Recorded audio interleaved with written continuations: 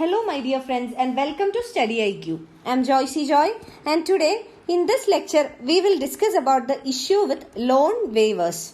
First of all, let us understand what is the current affair.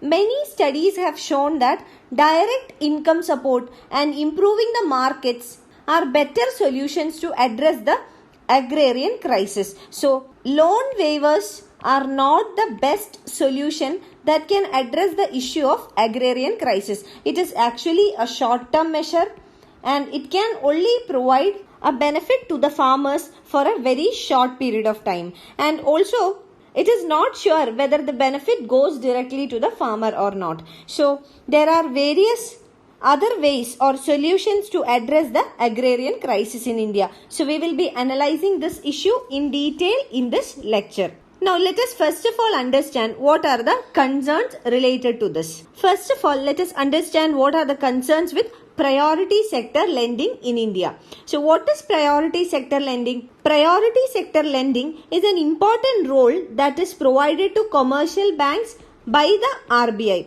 So, commercial banks will undertake priority sector lending. And what is this priority sector lending? Under this scheme, the commercial banks will be providing a specified portion of the bank's lending to few specific sectors. Suppose the total loans provided by a commercial bank is 100 crore.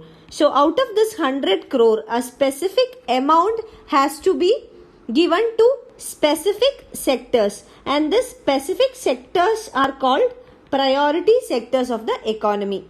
In India, the priority sector lending is capped at 40%. So, commercial banks will have to provide 40% of their total credit or loans to priority sectors. And what are the specific sectors? This include agriculture, exports, housing, MSME, education, etc. Renewable energy is also a priority sector lending. So, these are the specific sectors. So, what is priority sector lending? The total credit of a bank out of which a specified amount, that is 40%, must be given to the specified sectors like agriculture, exports, housing, MSME, education, renewable energy, etc. And in India, the total priority sector lending from domestic scheduled commercial banks to agricultural sector should be 18%. So, out of this 40%, 18% must be provided to agricultural sector. And it is the 18% of the adjusted net bank credit. So, 18% of the priority sector lending. The priority sector lending is 40% and 18% must be given to agricultural sector. And within this 18% for agriculture, a target of 8% has to be provided for small and marginal farmers. So, here is the distribution, that is 100 is the total adjusted net bank credit, and out of this 100, 40 has to be for priority sector, that is priority sector lending, and 18% is for agriculture, and within this 18, 8% must be for small and marginal farmers. So this is the breakup. Now, according to the data of Reserve Bank of India, the share of loans of less than 2 lakhs, that is those loans which are taken by small and marginal farmers, which accounts for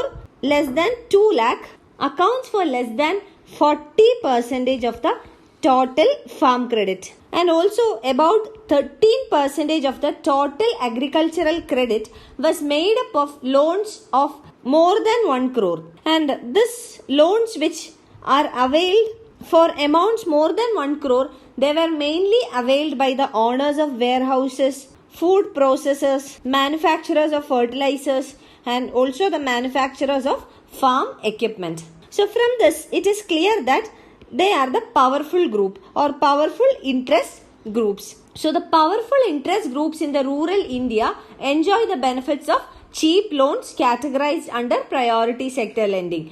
Otherwise, it is actually targeted at small and marginal farmers. So, this is one major issue with regard to priority sector lending. So, priority sector lending aims at providing cheap credit, that means subsidized or lesser interest rate loans to priority sectors, but the beneficiaries of this priority sector lending are mainly the powerful interest groups in rural India, not the small and marginal farmers. So this is one major drawback of priority sector lending, and this is an important concern. Now secondly, regarding the crop loans. The crop loans which are disbursed to the agriculturists by the banks from the formal sectors, they leave out tenant farmers. So what is the problem here?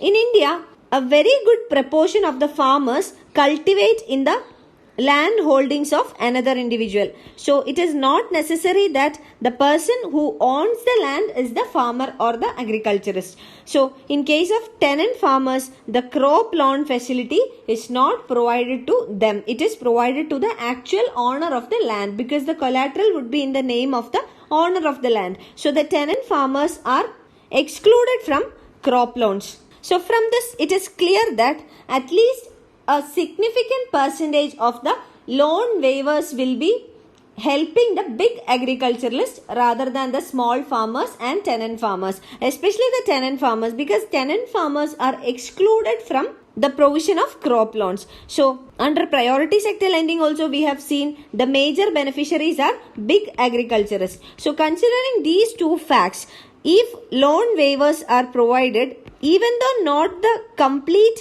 loan waivers, but a significant amount of the loan waivers will benefit big agriculturalists or big farmers. Another major concern is with regard to the dependence on money lenders or informal sector by these farmers. Mainly because many of the farmers are tenant farmers. They do not own their own land and they do not have collateral to provide to formal financial institutions like the banks. They will depend on money lenders for the credit, and these money lenders charge almost 25 to 48% of interest. This is a very huge interest rate, and these farmers end up in debt trap of the money lenders. So this is one major reason for distress in the agricultural sector. So how can this be solved? This can be resolved by providing financial inclusion in rural India. So here financial inclusion doesn't mean that opening up of bank accounts only. So it should have a wider scope. That means there should be financial participation of the farmers or rural India in the formal financial sector. They should be able to open bank accounts. Secondly, they should be able to transact in these accounts, and the provision of institutional credit at reasonable interest rates must be made available through this new bank accounts. So there should be a wider scope for financial inclusion in the rural India to help the farmers, especially the small and marginal farmers in the rural India. Now another major concern with regard to loan waivers is that the money the government spend for loan waivers will impact the public investments. So public investments means government investments. When government makes or allocates more money for loan waivers, what happens? The amount allocated for making investments in the agricultural sector will come down, and this will lead to worsening the farm distress over a long period of time. Only with investments in irrigation, fertilizers, subsidies, procurement, marketing, etc., the farming sector will be benefited on the long run. So government will have to compromise on this long run initiatives if it has to dedicate more money for providing loan waivers. So this is another major area of concern with regard to loan waivers. Now let us understand what is the Telangana model, which serves as an alternative for loan waivers. The scheme in Telangana is named as Raitu Bandhu, and it is a support scheme for farmers in Telangana. So under the Raitu Bandhu, the farmers are provided with check payments, and this is based on the land holdings of the farmers. So under the scheme, the Telangana state government will provide every beneficiary farmer 4,000 rupees per acre as an investment support for every crop season. So this 4,000 is a investment support. The farmers can use this money to purchase the seeds, fertilizers, or to undertake irrigation activities, etc. So 4,000 rupees per acre is provided by the state government, and this is provided as checks. And the scheme covers 1.42 crore acres of land in 31 districts of the state. And the farmers who own the land is eligible for this. Now, the objective is to make an aid to the farmers for major expenses of the cropping season, like purchase of seeds, fertilizers, pesticides, field preparations, etc. for farm inputs. And the government issues checks rather than providing DBT or direct benefit transfer. The reason is that if the government provides DBT, first of all, many of the farmers would not have an active bank account.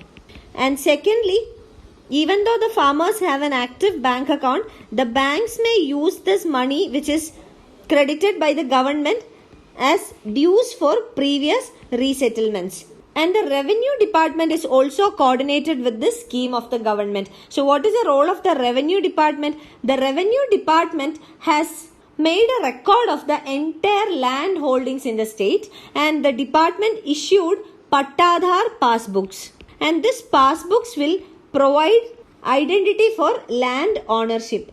And there is also a proper supervision mechanism.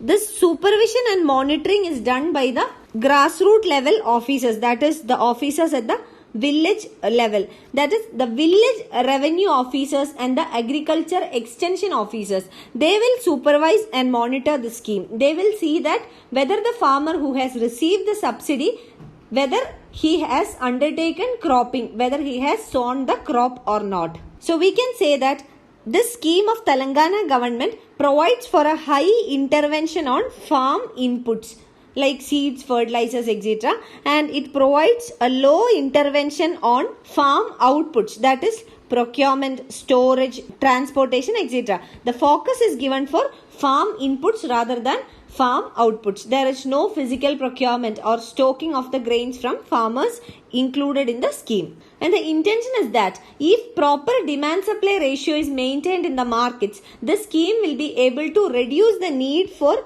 minimum support price or the MSP in the long run. So this is the rationale of the government, and this model of Telangana government sets an example for all other state governments. Now let us understand what should be done or what is the way ahead. The bankers and also the RBI, the apex monetary institution in the country, has raised many concerns over loan waivers or debt waivers. RBI argues that this can deteriorate the credit culture in the country. So promotion of loan waivers can increase the number of defaults, and this will impact the credit culture, mounting of NPAs in the commercial banks. And according to a research conducted by SBI, State Bank of India, it shows that income support schemes will act as a better and more effective alternative to address the rural distress. And secondly, the government should also ensure there is a stability in the farm income in the coming years. And this is a long-term measure, and this is the ultimate solution for rural distress management. The farmers must be made sure of a minimum decent income, and this should be a stable income as well. That means the government should be able to contain the price fluctuations in the market that happen due to excess demand, excess supply, or deficient demand or deficient supply. So the supply demand factors impact the farmers both at the positive level and also at the negative level. But in most of the cases we see that the farmers are impacted negatively because of a change in demand and supply. So the focus of the government should be to maintain a stability in the farm income for the farmers, and this will make sure that there is lesser agricultural distress in rural India. You can find the PDF of this lecture on my Facebook page, and for any queries related to your UPSC preparations, you can get in touch with me on my Facebook page, or you can email me at joyce.studyiq@gmail.com. Thank you.